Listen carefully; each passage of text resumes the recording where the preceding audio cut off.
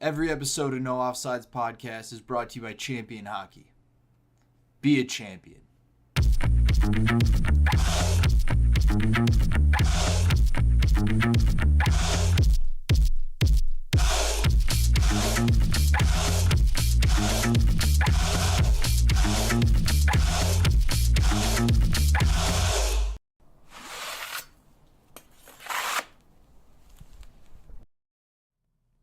This episode is also brought to you by US Roller Cup, a revolution in roller.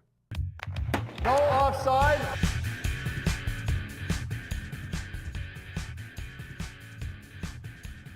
Three, two, one, go.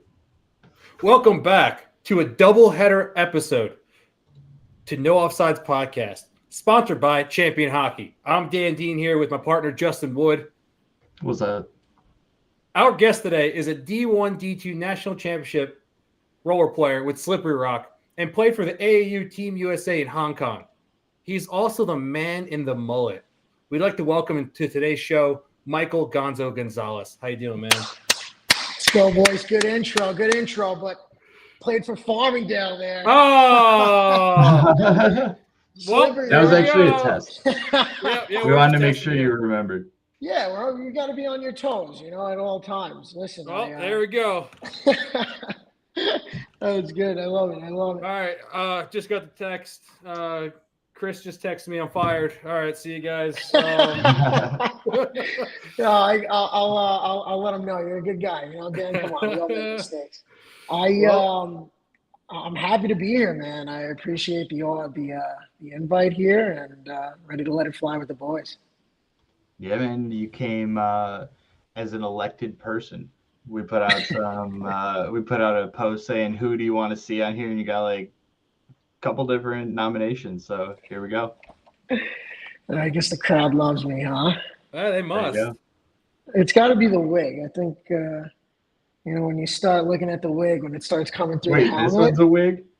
It looks like it, right? Like, imagine. I was like, wait, what? Oh, imagine. Oh, my God. It's like, what I get sometimes when I go to, like, a hotel? Like, people start, like, looking at you when you come out of the pool, and they're like, is that a visor with a wig? Oh, Oh, man. So you came on camera before, right? And you're on crutches, man. What's going on? Yeah. When I look back at it, 30 and over is no joke. Those guys can really, let's put it this way. They work 9 to 5 and they come really angry when they get to skate safe. So basically caught a guy, lacking and got behind the defense, went on the goalie, made a move. And all of a sudden, I just feel a 250-pound man dive Superman into the back of my knee. And we finished the game, warrior status, but that was brutal. It's been 9 weeks, Did anything ensue after the guy landed on you? I do more with the stick, All right. Try I to wasn't put the sure if, puck we got some names that are on your team, right, for, the Wheel Talk Whalers. And so, I'm just curious if any of them stepped in and just decided, like, hey, man, that's our boy. Yeah, that's it was the worst part about it. It was 30 and over for men's league, but the boys, man, to speak about the Whalers, man, those two kids, Dylan and Brady Morzalek. I mean, I'm sure you heard of their father, Zicky, like back in the day. Guy played pro snipers, pro roller. So those two kids wheeling and dealing, man. I'm 30 and I'm playing with these young guys. It's ridiculous. I feel like I'm Kovalchuk, back in the day, 2012 Devils. I thought you were going to say Kovalchuk the year he decided to leave. Yeah, right with my knee. Yeah. But to talk about the Wheel Talk Whalers, man, just like Wheel Talk in general, man, these guys got something going. Got a couple gold medals, championship cups under their belt for the past, couple tournaments like State Wars and whatnot. The 35 and over division, these guys are good, and then you got these young guys like, Dylan and Brady, JVR, we call him, James Van Uren, Peter Bezos, Chris Hoysick, and then the old guys like Nick Lang, Dougie Sheeler, Detective Dougie Sheeler. When he sees this, he'll like that. But we got something going. And the best part about it is like, buddy, why play double A? Why play pro when you could play single A and just wheel and deal? There you go. Kidding me? You stay healthy. It's not too hard. You know, you're walking away with a gold. You know? I like it. Hey. And then, does Wheel Talk have the Tardino, special when he comes in and every now and then plays for you, or? Yeah, he's like Big T is like he's like a wild animal. You know, you see out in the wilderness, and like if you get too close, he might bite. You know, so you got to keep your distance. You know, but talking about Big T, I got stories for days about this guy. Okay, as we speak, the guy's texting me AI pictures of himself in suits, you know, having a glass of wine, playing chess, and it's all AI. I'm like, buddy, what's going on? What is happening? But he's unreal. He would come over my house, right? I'd have a fridge full of food, chips, leftovers, bagel bites, Tostitos. And the guy comes over and he eats everything. My dad comes home. He's like, what's going on? You know, do you got a stomach problem? And he's like, nah, I'm 6'5". Guys got to eat. He's unreal. And you guys probably brought him up like on the pod before. Have you seen his equipment? Oh, yeah. The guy wears oven mitts for gloves, right? And then his bucket's like from 1980s, got like the Timo Solani going with the old bucket. But it's unreal. The soccer shin guards. I don't know how he does it. And when he turns it on, you know, he's got the goods. You know, he's the real deal. Oh, yeah. But you guys should have seen him in ice. I mean, he was on the fourth, fifth line for Canisius in Division I. And, you know, work ethic, and he just wanted to, you know, mess around and stuff, you know. He's a partier. He's a player. The guy loves to party. The guy loves to party. He's unreal. He's if you want to have a good time, you hit up T. Yeah, He'll kick you out of a group chat. Every tournament we see him take pictures and put it on social media, and it's just his favorite thing is beer pong. Bro, this guy's elite. I mean, look at his wingspan. It's like 55 inches. All right, probably more. He's unreal. So how did you get involved with all the Wheel Talk guys? So it goes back it goes back to just like playing at skates age. You know, all the guys are ripping open hockey. You know, you got guys who are playing different divisions, and then you start creating teams like, you know, with the local house teams, and then you take them, you know, on the road. But, you know, Wheel Talk really, it all started with, you know, Dino Verone and Scotty Sloan. Those guys, I think they were like skating around New York City. They had like a camera or whatever. I think George Liapis was there. These guys in Long Island would know the names. And they were like, it was during COVID. So they were just like filming them skating and like kind of, you know, letting it fly and like content. And when I saw the footage, you know, they were like, or rather when they saw the footage, they, you know, if they had a better cameraman, they could set something up. And when the pandemic was over, you know, they basically hired like a legit crew. They got youth programs now with youth snipers and ice. I mean, Scotty refs always at the rink, right? So, you know, Wheel Talk in general, I mean, the program's unbelievable. I mean, you see the gear, they flood you with gear, you know. Call myself a sponsored athlete with the gear, but not on the rink, eh? Hell yeah. We got the crotch repping the Wheel Talk right here. Love it. But they're unreal. They got something really going. I mean, I want them to kind of bring back pro beach hockey. I know you guys are familiar with that too. Yeah, oh yeah. Definitely. Yeah, you know, I mean, they pump out content constantly, right? And we're always, you know, they're tagging us in it, we're sharing it. You know, it's great stuff. We get to see, you know, it's, you know, when you look at the content, the mainstream, it's usually pro teams, whatever. They're doing everyone. They're hitting up double A, they're hitting up single A. If they caught something sick, they're putting it out there. Yeah, literally. It's nice to be a part of something like with your buddies too, you know. And that goes for like every brand. Like you see like Champion, like they have their, you know, their own style, their own line, their own teams, right? And whatnot. But I think Real Talk, I really think they're next up. Okay. Hell yeah. Hell yeah. The pro team You've Wheel done Talk some with wake-ups. Oh, sorry. Go. no, I was gonna say the Wheel Talk pro team with Tardino as the captain. Yeah, Big T, man. He's just. I can talk about him all day. I got stories for days. I mean, what about? There was one trip we went on, and he's like on 4 Red Bulls. The guy's fired up, and just goal after goal after goal, and he's just like, yeah, I'm just doing this for fun. At this point, like I don't even need you guys. He would tell us, I don't even need you. I'm like, buddy, you need a team to win. I don't need you. What do I need you guys for? It's like, what's going on here? That's actually hilarious. He's nuts. No, okay, He's I'm going to nuts. go back to it. You've done mic'd up a few times. We're talking about doing content. You've done mic'd up before. You seem like a guy who definitely likes talking, so I feel like you're the right person to mic up. What were some highlights about that for you?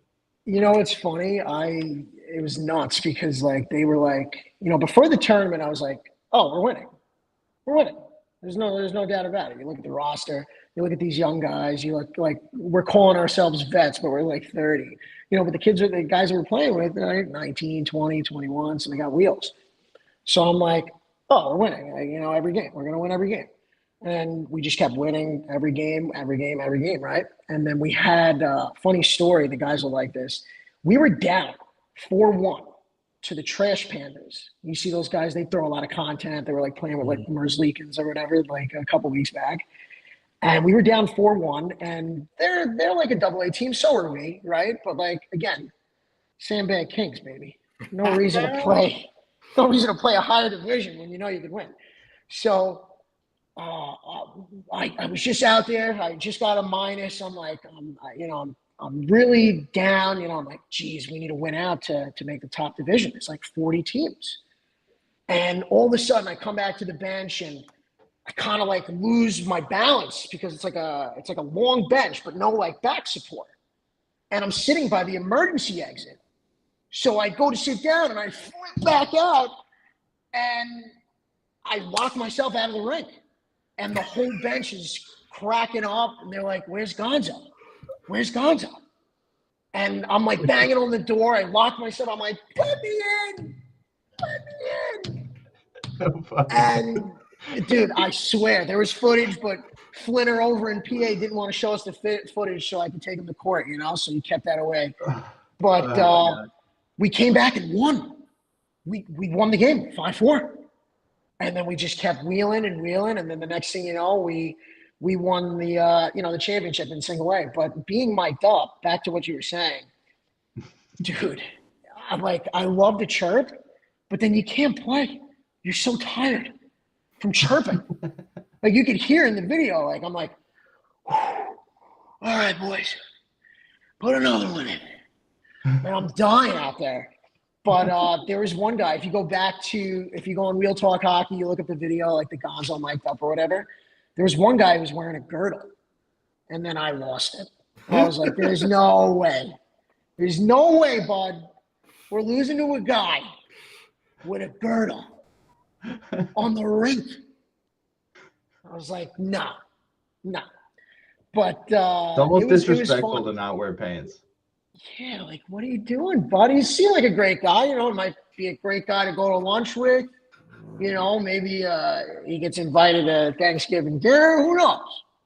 Yeah. But to wheel and deal on a girdle, like, bud, that's a tough look. But you know what's worse than that, right? Shoulder pads. Shoulder pads. Oh, yeah. I don't know if he had the shoulders on, but it was nuts, man. It was nuts. That could be, dude, that could be a good video that you can Wheel Talk into. You go out there with shoulder pads on and play a game. Oh, that would be nuts. People would be chirping me. I'm already getting chirped for the wig, right? But what's it called? The best part about the whole mic'd up situation at the end of the video, there was a fight. And Detective Dougie Sheeler was chirping the goalie. They were going back and forth like kind of all game. And he takes the puck like, Dougie doesn't pass the puck, right? 2-on-1, he's shooting. So you're just crashing that there. So Dougie goes like on the 2-on-1. I'm waiting for the biscuit. I'm like, oh, I'm open. Here we go. You can hear me on camera. Oh, here we go. Dougie keeps the puck. He wraps around the net. Goalie grabs him by the neck. Dougie grabs him by the neck. And they start going at it. And then I get in there. You can hear me going, I'm going in. And then some guy choked me out. I was getting choked out. I'm like, all right, I'm done. I can't take it anymore. I'm done. It's next level fight to get choked. It's too much. It's too much. That's like that guy was like, he wasn't having any of it. He was just going to put you out. I know, it's unreal. But back to, again, being mic'd up, like another wheel talk, like idea, and there's so many characters on the team that anybody could wear the mic and have a good time, let it fly and whatnot. So. Well, I think it's pretty sweet that you come from the whole Skate Safe team because, we talk to West Coast people. They have their community. Talk to East Coast. Skate Safe is one of those, like, that's the East Coast hub. It's unreal, man. It's like a big family, and this is going back, like, playing open hockey, getting a ride to the rink, meeting, like, 4 or 5 guys out there who are the same age, right? Like 11, 12, 13, 14 years old. And you'd always have to rely on like, one of the wealthier guys who were at Open Skates to like order pizza for the crew, but we were younger. So like they would have like $20 and like we place an order. So it all started like playing there and like meeting friends. And like, you're right, dude. It's like a big family, and the East Coast hub really is Skate Safe. I mean, going back to like when I was younger, playing like island-wide, like high school, like playing for your high school was like unreal, And then you had guys like John Chavo scoring 8 goals a game. And the guy was like, I'm like, oh, this guy's going to make it, And credit to him. I mean, he's made it further than all of us. Guys playing minor league basically, that's unreal. And he was like one of the guys, like when we were younger, like, holy smokes, man, like this guy could do it. He's unbelievable. And the guy would stay on the rink after hours and, really devoted a lot of his time to, try to, make the show. So. That's awesome. Well, now he's in the gym for like 12 hours a day. I like his videos. Some of his videos are great too. He goes against like an amateur goalie, lights him up with like an old twig. That's pretty cool. So he's got some good content. Yeah. Like I think it was like, I'm sorry, yeah. No, keep going, man. I think it was like 2005. We were playing for like Team New York. I think this was like the only time that like Chavo was playing like a lower division, right? The guy's like 13 years old, and just lighting the lamp. And it was all the way in Chicago. And, as you get older, you start to appreciate your parents a lot more. And Dad drove 16 hours to go play State Wars, like in a Honda, whatever, like a 2000 or a 1999, whatever the hell it was. But it's just like sacrifices like that just to play, like just some roller with like the boys, It's like you don't realize how much your parents are sacrificing at the time. And, credit to Johnny's parents too. I remember they were basically at every game, no matter where it was, and that was really cool to see. Like to have that support. Yeah, definitely. How do you think the? I was talking about West Coast and East Coast kind of being the 2 main hubs for roller, Northeast specifically. What do you think is like the big cultural differences between the two? It's a good question. It's actually a really good question. I played in Cali a few times, like back in like 2014. I don't know if you guys ever saw, like they had like an all plexiglass rink in San Jose. So that was pretty cool. I think the vibe was more of like, just like West Coast people were just like more laid back, and like, I felt like East Coast was more like run and gun, so to speak, like on the rink, right? Let's be honest here. All the fuck, because I mean, I'm from Jersey, right? So all the Northeast guys are just fucking angry guys running around the rink. They want to fucking rip someone's head off every game. And then you got Cali, and then they're just, whether they're high or not, they're just that's their vibe. Literally, yeah. It's unreal to see the differences, but I really like. I think some of the best tournaments, honestly, are in Cali. You know, like that February tournament. I think it's Winter Wars in Cali. A lot of like the Wheel Talk guys had a good time last time they went up, and I missed out on that, you know, because of work and stuff like that. But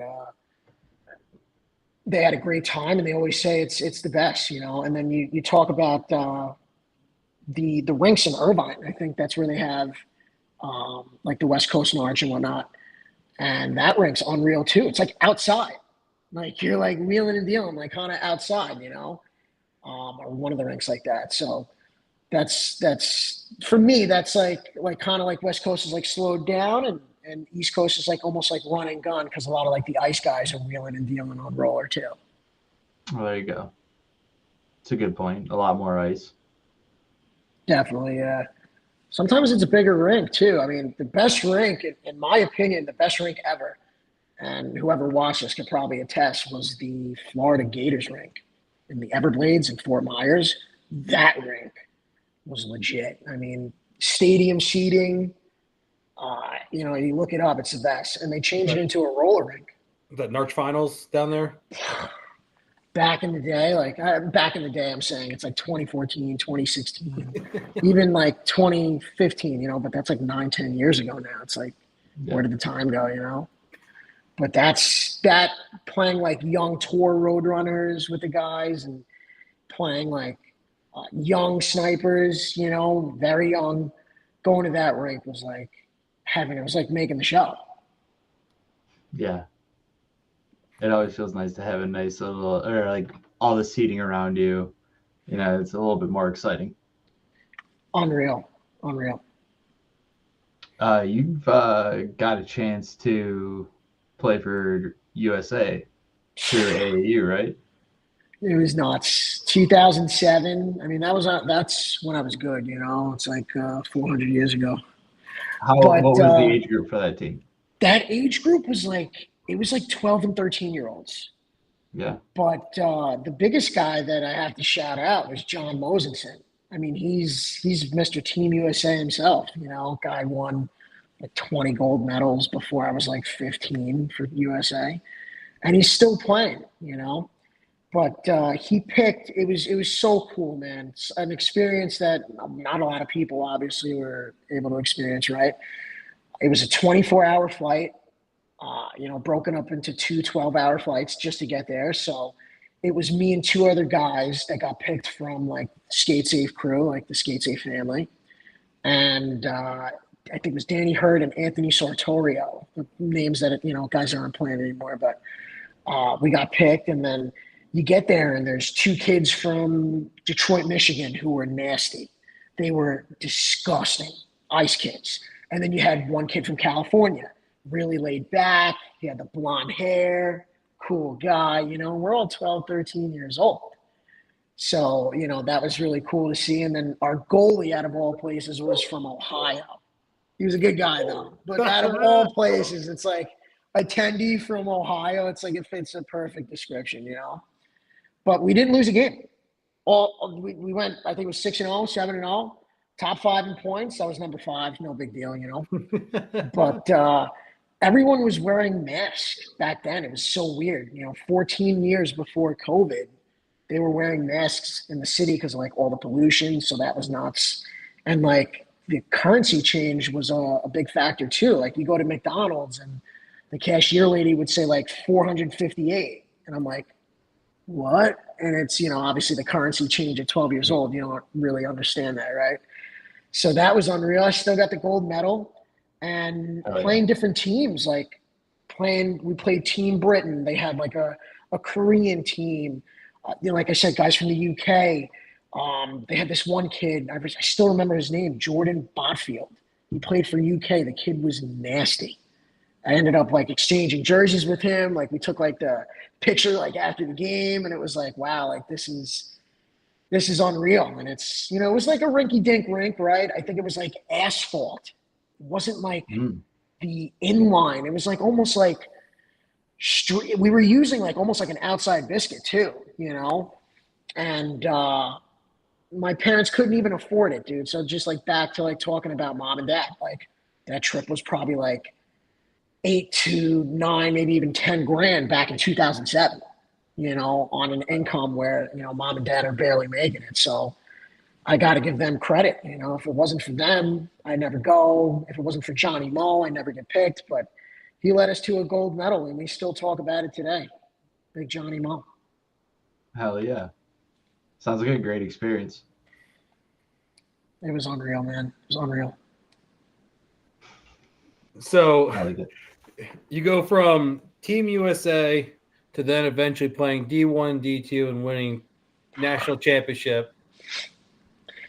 That was a wild ride. I got to give that. The D2, so funny story about the D2, we were stacked. And, you know, back to my old saying, you know, winners win, but you got to play the right division. No reason to play AA or pro, right? All these big wigs in the industry, they break their backs, they're tired after games. We feel great. You know, we just won 7-1. Didn't break a sweat. But the D2 team was stacked. You had like guys like you had Tardino on the team playing D2. You had Chris Sharkey, guy would score from anywhere. You know, Matt Catania, old rat. He was all over the corners, you know. Chris Russolello, Long Island guys like going back. And then we won D2. And then the big test was like, we got to win D1. But how are we going to do it? You know, you play guys like Tyler Kraft out of Newman. You know, they were stacked. You play Lindenwood, they're stacked. And this is like, you know, this is going back 2013 to kind of 2017, like that, those 4 years. And it's crazy how it started. I was just sitting in the lunchroom. Farmingdale didn't even have a program. And, you know, I'm an outgoing guy, right? So like a couple guys came up to me like, hey, like, we know you could play. Like we're starting up a club and, you know, we want you to join. And I was like, all right. And then, you know, to the first year, we had a clown show of a team. We had like 10 guys. We had one guy that was like 32 years old, but he was playing like his 5th year eligibility, you know. Our coach was nuts, bald guy, you know, old school cop, you know. So he had us all ready to go, you know. But I'll never forget Kazaza hooked a guy in the armpit, took his arm off, took a 4-minute, and they scored for the first year. So we got eliminated in the Elite Eight. But then we came back and, you know, sandbag D2, obviously, you know. Bush leagued it, but, you know. And then D1, the only reason why we won was for 2 people. Okay, PJ, obviously DiMartino, Superman, and Dustin Muccio Shrimpe, the goalie. That guy was like Igor in that. He was unreal.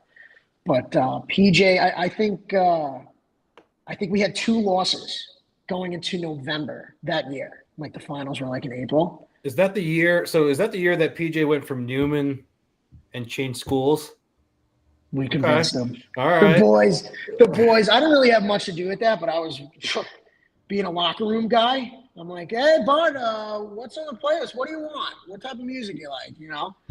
So he was unreal. Yes, we had like 2 losses going into November. We didn't lose a game after that. PJ literally was there, and we went all the way to the finals and won. And it was like, all right, this guy's Superman. This guy's a real deal.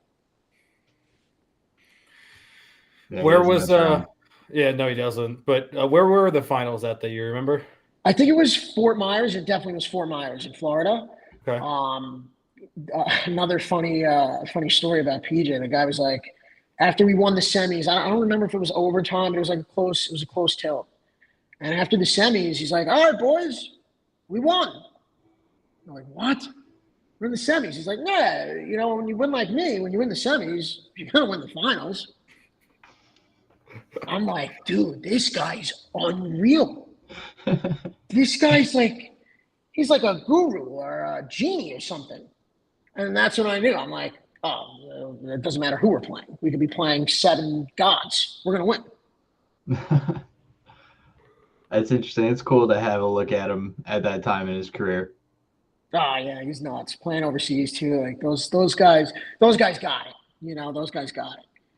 But the biggest thing about Farmingdale, even after like the D1, the D2, national titles, like just to bring them home, like they went on a run, and you had guys like, like Max Alderson, playing for Farmingdale. They won like a couple times. Like started off like, all right, Farmingdale's cool. Like they got the chip. Yeah. PJ went there, and it's just like if he's going there, like we should all go. And then all the kids started coming, and then like us old guys are like phasing out. We're like the new youth is coming in, and they just ripped it, man. That's cool. We were just talking last night about how all these clubs start up, and it's always kind of this nice little grassroots thing. It's never like the university reaching out being like, hey, we need a roller team. It's like boys who love roller that are like, we're going to make this happen. And it's cool to see something like what you're talking about, where you guys took it, and then you can even kind of like point at the moment that kind of turned it from a startup to a successful organization. It's cool. That's crazy, man. The ultimate score ever was playing for the ice team, because the ice team, they were not only legit, but they had we had one guy, I'll never forget him. His name's Joe Kublock. A lot of ice guys, if they watch us, they'll know. He got offered a D1 Yale scholarship and said no to play Farmingdale, which obviously in hindsight, not the best move, right? But the program had a freaking tank like that, so guys wanted to play. And then you had Joe Patrizzo, Long Island. He's all over Long Island. He was playing for the team. Everybody knows Big Joe. He's got a tattoo on his bum.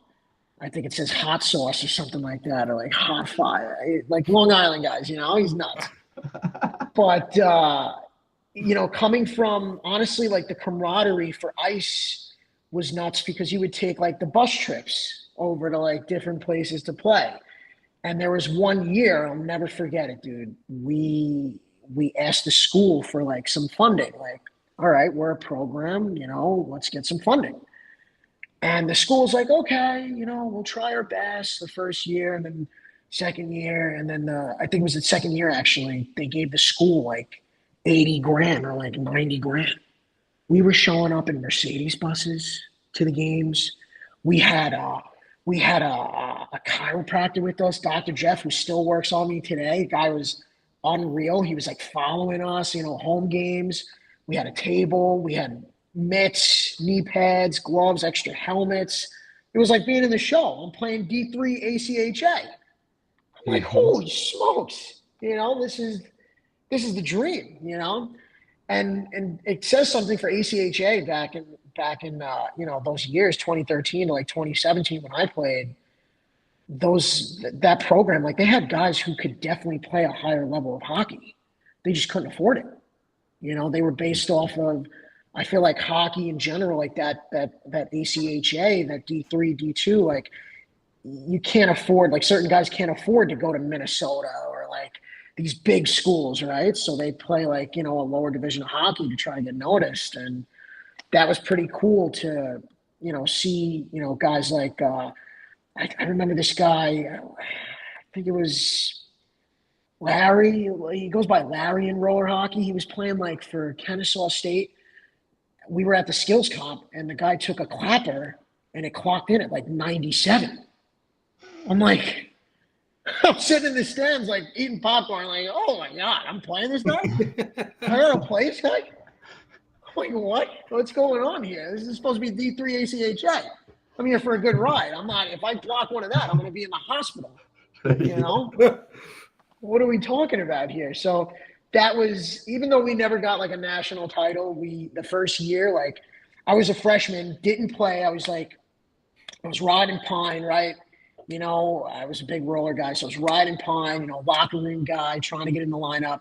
And I'll never forget it. There was like a storm that like came in to Long Island, and Matty Johnson at the time, Long Island guys would know his name, nasty guy. He didn't show up. So they're like, Gonzo, first line. He was a first line stud. I'm like, oh, all right, let's roll. All right, let's get to the rink. And I think it was the first game that I got called up. I had like a couple shifts like before that, right? You play like 1 or 2 shifts, right? But I had a Hattie that game against UConn or whatever, Connecticut, University of Connecticut. And I was staying there. And I was playing like first line until he came back. And I got moved back to like the third, the fourth. But that year we played like Ole Miss in national title, the national like event. And it was like unreal to like play schools like that, like big schools, Yeah, that's awesome, man. And Tardino was there too, right? He was there all those years. I'm just watching this guy just slug a 20-pack and then go out and skate, and then we'd go back to what we called the dojo, the Markopoulos brothers. Long Island guys would know those names. They were like the Sedines out there, 2 brothers. They played ice. They knew where they were like on their ice at all times. It was nuts. So we'd go back to their house, and Tardino again would be ordering chicken over rice at like 1:40 in the morning. We're like, dude, like this guy's like, he eats like a behemoth. This guy's like, he's unreal. But Farmingdale was nice thing to awesome. be able to do. I love food personally. But hey, man, do you still pay a lot of attention to pro right now? I'm like in and out of the loop kind of, but I did watch. I remember you guys had a pro guy recently. You guys have a lot of pro guys on, but he plays for Black Ice, tall guy. I forgot his name, but I watched Black Ice play the Roadrunners, I believe, and it was a State Wars event, and that pro game is just a different level, man. Those guys are nuts, but they're nasty, right? But like that type of competition, in my opinion, it should be in the Olympics. Yeah. You got breakdancing in the Olympics. Why not roller? Why not? And you see the guys who like go to like Team USA, like they go abroad, they play for the country. Those guys are filthy, Like I think it's like Travis Noe, like those guys, like those guys are legit, Yeah. Yeah, we were just talking about that last night. It's crazy. You got like a couple weeks too before guys ship off to Europe and play for Worlds again, and like that's going to be a spectacle as well. That could easily be on national television. I mean, it really should be. I really hope, somehow. I know that Pro Beach documentary is like coming out soon, but Pro Beach hockey, man, that would be unreal to bring that back. But like a legitimate like roller league, You on to bring back the Rams? Oh man, I don't know about that. That's a little. That's a little wild. I just watched the video. I watched the video of a guy ripping a clapper, and it hit the ramp, and it hit the goalie in the back and went in. And I was like, oh, man, I remember that. This is tough. Oh, yeah. This is tough. But you got guys like the roller hockey community, like how you say it's like so closely knit. Like I've been playing like for Tim McManus, who runs State Wars, since like 04, 05. Like playing with like the young snipers and like big moguls like that in roller hockey could bring it back, Wheel Talk Hockey, right? These programs, like these individuals, Palma, right? They could do it, right? They could bring it back, and that would be unreal to kind of see that come back and have it hit TV and maybe the Olympics one day. Do you think if we had like a central hub, like one, like say it was Wheel Talk, and they covered all the games, like State Wars, Narch, Tours. They went over and were getting international stuff, and you knew all these roller games were always going to be on there. What do you think that would do for viewership and for growing the sport in general? To having it live, I mean, that'd be unreal. Like you see, like now, like you go to live stream a game, it's kind of like, I think like one site, like you need to pay for a subscription. It's like, guys like families like watching the game, right? Like not a lot of people are tuning in, but if you had like you said, like a hub where you could have those events and tape it, that would be unreal. That would grow the game. And roller hockey, a lot of individuals like, the ice guys would like, roller this, roller that. But it's like a chess game, you know? You're going back with the biscuit, you're setting it up. You're not really running and gunning as if you were playing ice, so it's a totally different game, I would say I think it's more like basketball.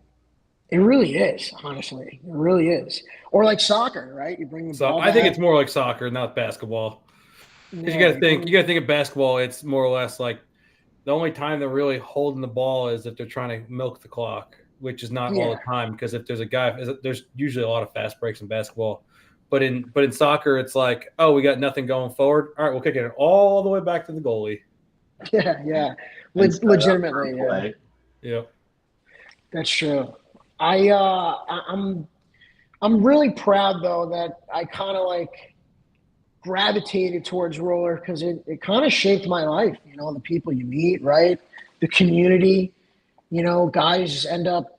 I recently ended up getting a great job opportunity because I went to State Wars and we killed it.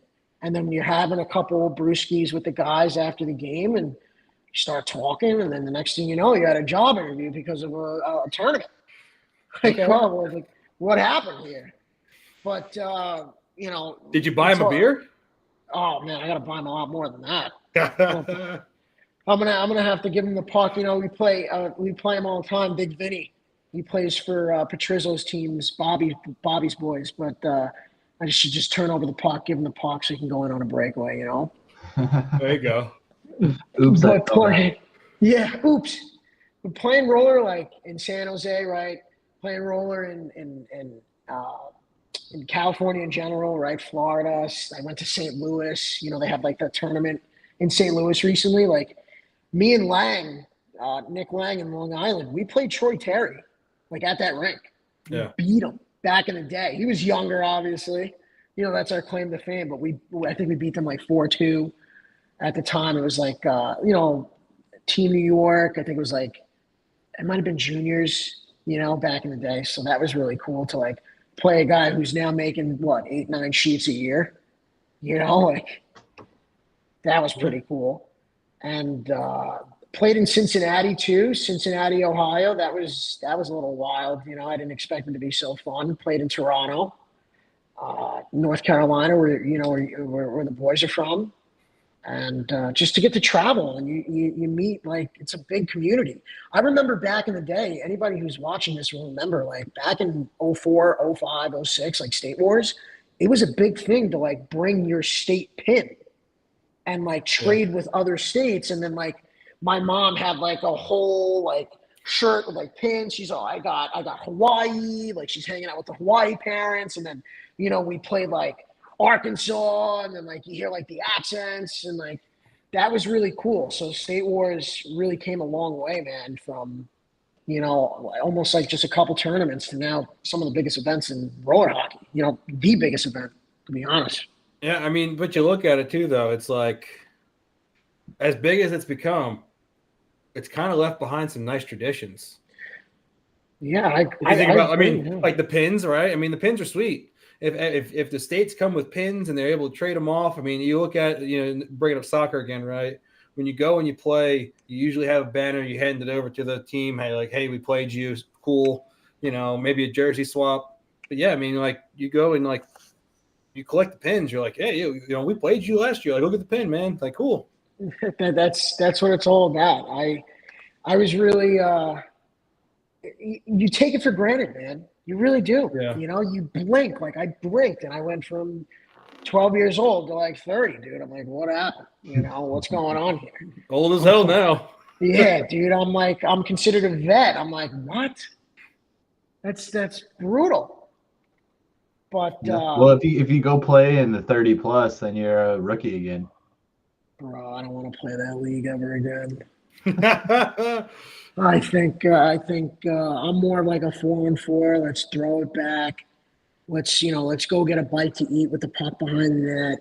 I don't need two guys who just came off a 9-to-5, chasing me down, ready to eat me in totality.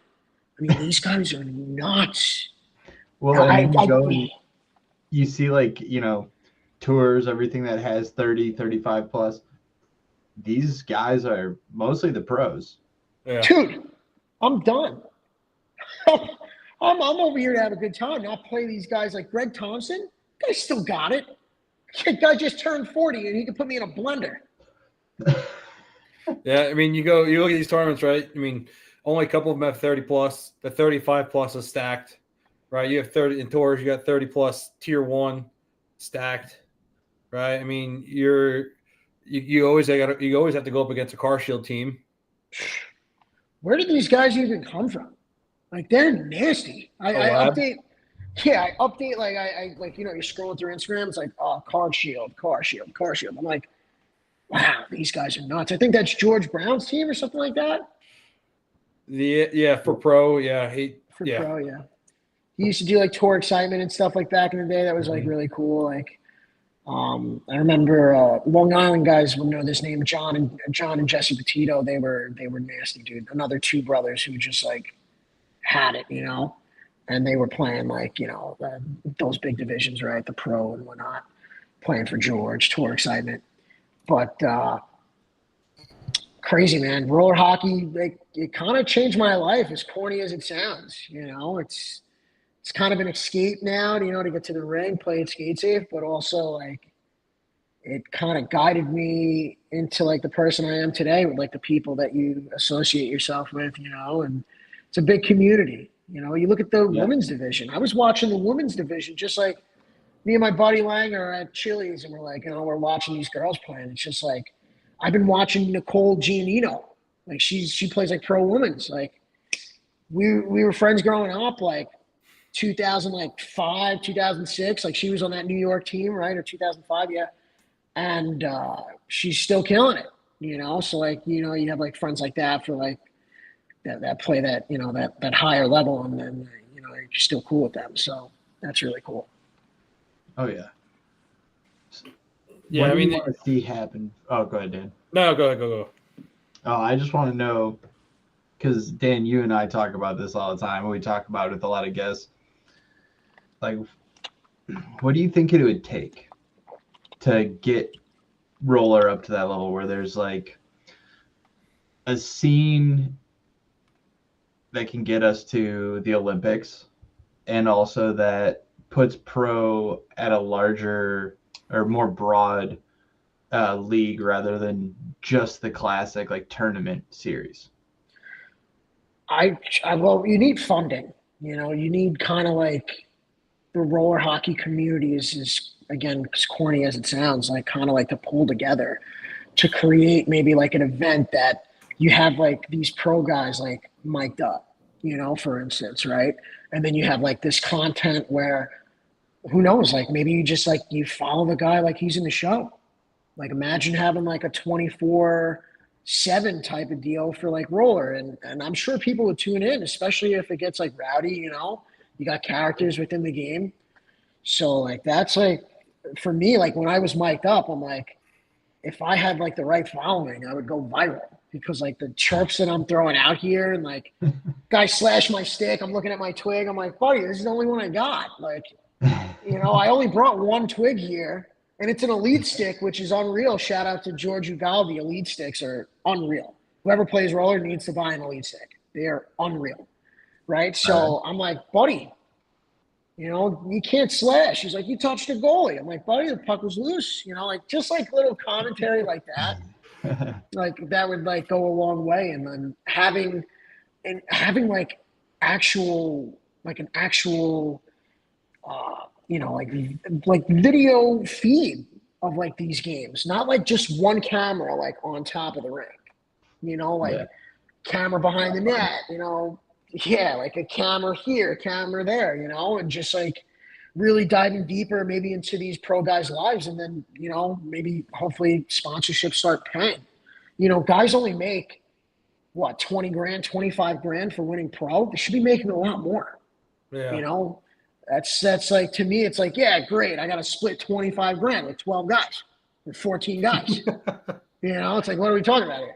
So, but who am I to say? Who am I to talk? Like, Well, I'm over here sandbagging it in single A. You had a good idea though, right? I mean, you got to talk to your buddies at Wheel Talk. Mic up PJ for a tournament or even just a complete summer for all 3 tournaments, right?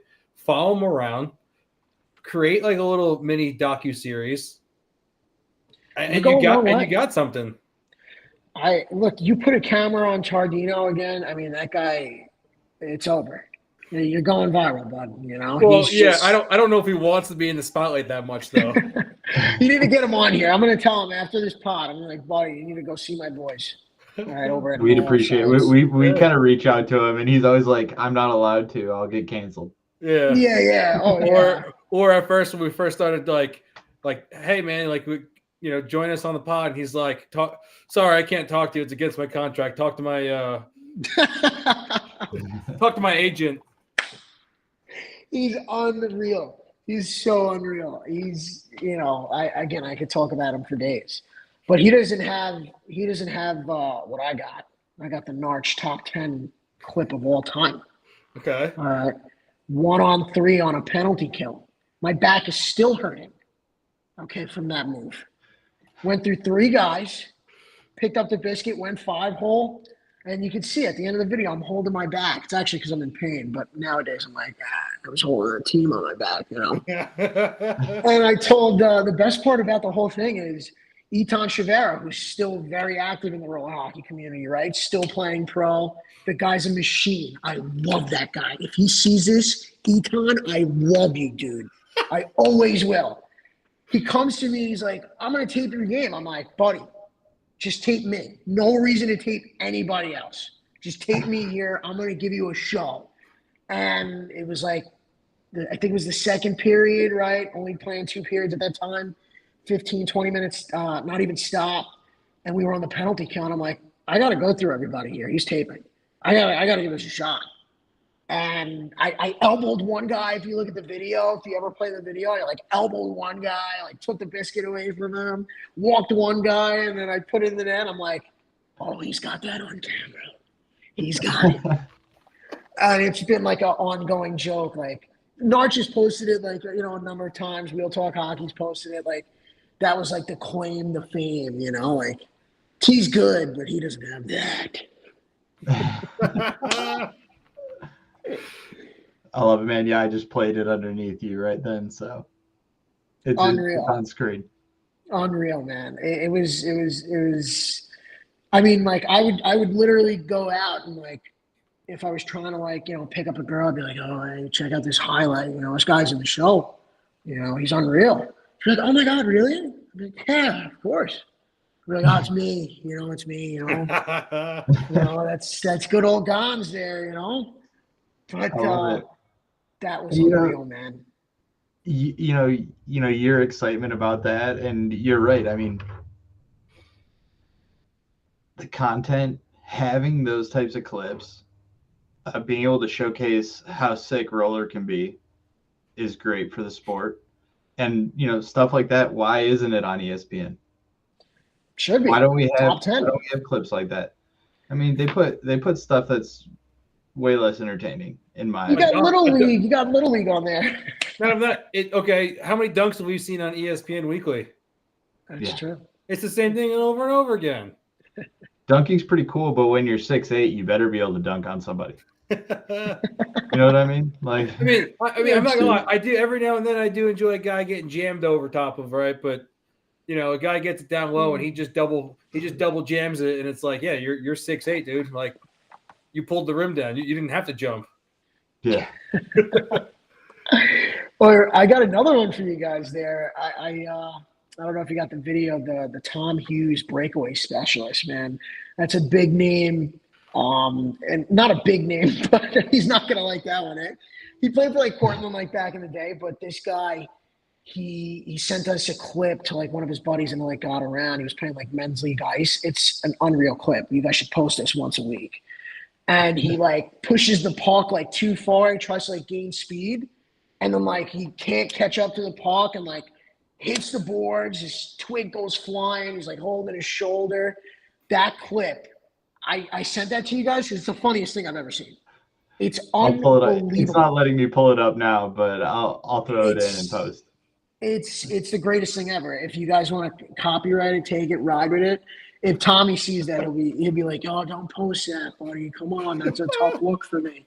Oh my God, it was unreal. It's the funniest thing ever. He might have broke his shoulder. I shouldn't even be laughing. He might have injured himself. Damn. I mean, hockey is a dangerous sport. We get cruising out there. He I mean, boys, other sports, people aren't moving 12, 15, 16, 17, 18 miles an hour. Hockey, they are, though. And you go straight into the boards that fast, it doesn't feel good. Buddy, if you play the clip when you see it, he pushes the biscuit like too far and like he's like chasing it, like, and he just smokes the boards. I couldn't believe it. I still, that clip is like 6 years old. I still watch it today just to get a laugh. How much time do you have to get out and watch games that aren't your own? Like at a tournament, you have more time, right? Because you're there. Sure. As far as like, and when you're injured, obviously you have a lot of time.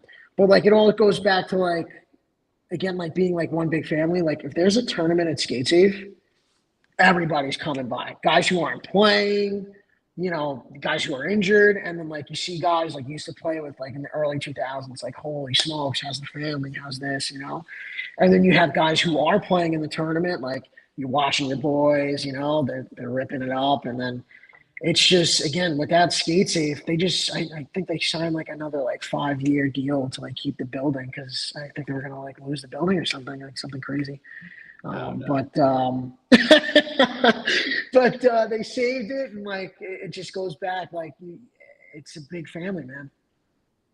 Yeah, it's glad to hear, because we did hear that there was potentially something going to happen. So glad to hear that they did sign, a contract to stay open even longer, because we don't need any more rinks closing down. Yeah, it's not good for the game. No. Economy keeps getting crazy and things keep getting more expensive. Well, those buildings and those time slots get more and more expensive. So it's either you're paying, 2 mortgages just to play hockey. It's expensive, man. Especially ice. I couldn't play ice back in the day. It's just too expensive. It's ridiculous, but. Well, and that's why, people need to, especially younger kids now, need to look at roller as an option, because it's still it's a great option to go to in the off season. Why stop playing? Okay, you go to a couple ice clinics in the summer in the off season. Why not just play roller hockey? You're gonna get the same workout, if not better, because you're gonna work on your hands and your body shift, your body movement, and everything like that. Because you got to be shifty in roller hockey. I totally agree, man. I mean, for me, even playing at a lower level of hockey, like my hands going from roller to ice were there, So when I was, controlling the ice biscuit, felt good, and you had those hands. But like guys who actually take the hockey seriously, you should play roller. You should play both. Look at Bedard. He was ripping it up over the summer, I think it was last summer, like playing roller and just working on his shot. Yeah. And, like if guys are, if guys are playing roller, it can help out the game. You're moving your body in different ways too, like you said. So yeah, it goes a long way. Personal experience for me, I never had hands growing up. I was I was a power forward, grinding in the corners, and they didn't have the rule yet that if you just kept jamming the puck and you pushed the goal over the line, it wasn't a goal. No. That was my go-to. You go into the wraparound, you start jamming at the pad, and eventually it's over, and you celly hard, right? And then, that was my go-to. That and just sitting in front of the crease and just getting those dirty goals. That's yeah, I'm sorry. It's just like, I ended high school and travel ice hockey. I took like a year off or 2 years, and then I got a call to play juniors, and I went back playing ice hockey. And I was like, I have okay hands now. Like, this is crazy. This works. You remind me of our buddy over here in Long Island, Nick Walker. Same thing, playing himself right in front of the net. He'd sucker a guy. I remember he ran a guy over. I'll never forget this. We're playing it's like 9:15 in the morning. All right. We're in PA. I think it was the old PA rink that ended up closing down. I can't remember. Feasterville. It was in Feasterville. A lot of guys Is remember that that each rink. rink we have? Yeah. I think we have the rink, don't we, Dan? No. That's Pittsburgh. Oh, okay. Oh, yeah, in Pittsburgh, yeah. So, or PA, yeah. So he ran a guy, and immediately he ran him over. Like the guy was like just like on the ground. I'm like, oh my God. Looks over to the ref, no call. No call. He's like, I caught him clean. Yeah, buddy, we're playing roller. Walk, daddy. So unreal. We got a question for you in the chat. Yeah. Victoria asked, what was your favorite memory in all of your hockey career? Would you go back and do something different if you're in your career if you had the chance? If I had to go back, it would probably be. That's a good question, actually. It'd probably be taking Derek Kern used to give me private lessons. He played for Team USA. He still plays, right? He just was overseas with the 45 and over guys, I think. And I had Tuesdays and Thursdays with him. Okay. And we were just training. And at the time, I didn't really take it seriously, because I'm younger. But that could have definitely helped out a lot. My dad was paying $65, $70 every Tuesday and Thursday, going back to the parents sacrificing. So I probably would have taken maybe the training a little more seriously. But again, we're riding pine, we're the locker room guy here, we'll put the puck in the net here and there, but I don't think how hard I trained, I don't think I would have made the show, Okay. Thanks, What was your Victoria. favorite moment? Shut up, Victoria. Favorite moment? Probably, honestly, coming back and playing with the young guys, because I had a serious back injury. Spinal stenosis, like what David Wright has for the Mets, when he played. So I got the spinal stenosis going, my L5 is ruined, 3 herniated, bulging discs, all from hockey, right? So coming back from that, training with I was training with this personal trainer, and I was doing workouts on skates. I could actually send it to you guys after. I was working out, doing different movements and kind of balancing. And I ended up losing 25 pounds, came back last year and just ripped it. We played State Wars twice, we won gold, sandbagging that. Won a couple men's league titles at Skate Safe, just to be back on the rink. It's the best feeling ever. So I guess coming back from a serious injury, and now, I'm in another predicament now with the knee, but you just keep on going, That's awesome, man. I think for that's a good place to stop, because I want to end it on a positive note. And we appreciate you being here. And in the future, we're going to be doing, some panel stuff, try to introduce some new stuff through the channel and through No Offsides. And we're going to be contacting you about it. Definitely, man. I'd love to be on again. I got stories for days. I had 4 or 5 pages of just different stories, and I just we're just letting it fly. So I got a lot more for the boys. All right. When we get back on. Sounds good, man.